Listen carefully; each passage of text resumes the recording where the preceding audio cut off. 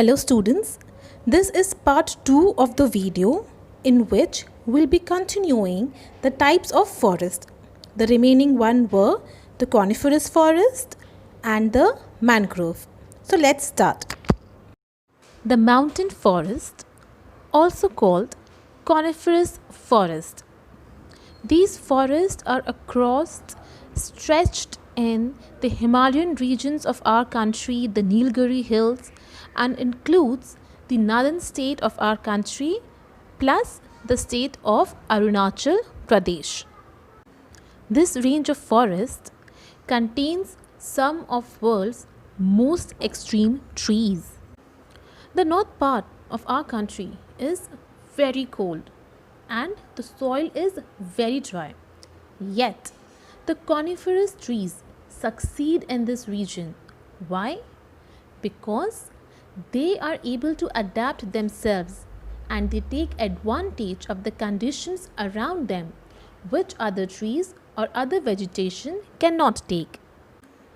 These forests have developed a lot of really neat adaptations to survive and thrive in nutrition-less conditions, in the harsh winter conditions. Let's see their adaptations and their main features.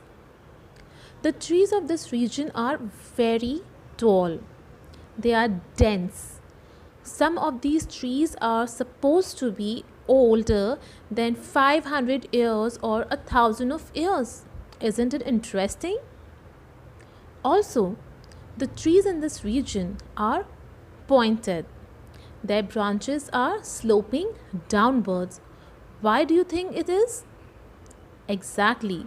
It snows a lot in this region and it will make difficult for the tree if the snow gets collected on it. So the sloping branches allows the snow to shed off easily. Then the leaves have needle shape and they are very thick, and it is because so that they are able to retain the moisture in the leaves for a longer period of time. As it is, their nutrition that they get from soil is very less. One more interesting fact about this forest is that they bear cones instead of seeds. Coniferous forests are home to the world's toughest trees. The evergreen trees in these forests live through extreme weather conditions. Some of the trees that are found in India of these forests are fir, pine, and spruce.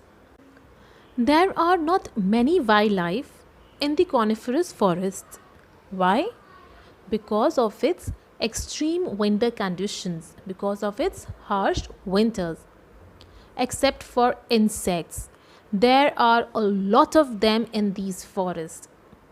Also in these forests, some of the animals that live are bears, lynx, rabbits, moose, deer, wolves, etc.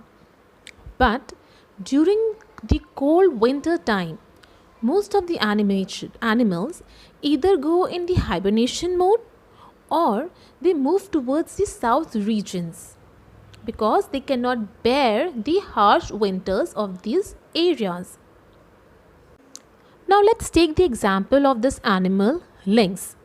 How it has adapted itself to be a part of this biome. How it stays and survives the cold and freezing winter. These animals can do this because of their thick layer of fur, which protects them from the cold and helps them to survive. They also have paws that work like snowshoes. They distribute the lynx weight that helps them not to sink into the snow. It is a type of a cat which feeds on other animals, making it a carnivore. For example, it eats little hares in the winter. Again, these animals, the hares, are found in this biome. As such, it is easy for them to hunt for their food and keep them alive in winter time. Isn't it an interesting fact? Next come the mangrove. They are also called the tidal forests. These forests usually grow in lands near the coastline in the subtropical or tropical regions. These forests are the most important vegetation found in the areas of tide-influenced coast. These forests have accumulated mud and silt. And why is that? Because many a times when the rivers join the sea or ocean, they deposit lots of mud and silt in these areas or in these regions. Also, the coastal areas have lots of sea and ocean water coming and going off the shore, creating a very damp, marshy swamps in the area. The roots of mangroves are developed to be exposed to air, as the marshy swamps or the muddy area restricts the intake of oxygen. So can you see how these trees have adapted themselves? Their roots are not able to take the oxygen from inside the soil, so they are exposing themselves to the air. Isn't it an interesting fact? Now these mangrove forests have varieties of plants that are submerged under the water, and these forests help both in pollination and seed dispersal. Mangroves are thick and evergreen. Many species of plants, animals, birds, worms and insects. A mangrove forest is at the intersection of land and sea, and they support a wealth of life from flora to fauna to people, and they are very important for the well-being of the planet ecosystem. So aren't these interesting features of the mangrove forest? In India, mangroves are found on the east and west coasts of the mainland and on the islands of Andaman and Nicobar and Lakshadweep. The Indian mangroves represent 3.3% of global mangroves and about 56% of global mangrove species. The famous mangrove sites in India are Sundarbans, found in West Bengal, and they are said to be the largest mangrove region in the world and a UNESCO World Heritage Site. Mangroves can also usually be found near the delta region. Two of these examples in India are the Ganga Brahmaputra Delta and the Godavari Krishna Delta, which form the second and the third most important mangrove site in India.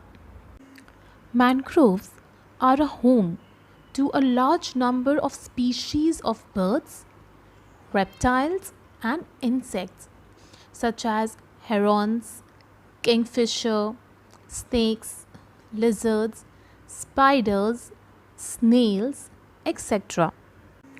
Also, the mangrove water contains small fishes, worms, crabs, jellyfishes, sea trout, snook, sea bass, etc. With this, we complete the 5 major types of forests found in India. Now, I would request all the students to kindly go through the table given on page number 83. Next, we'll cover the topic Save the Forest in our next video. Till then, keep reading and keep yourself engaged. Bye-bye.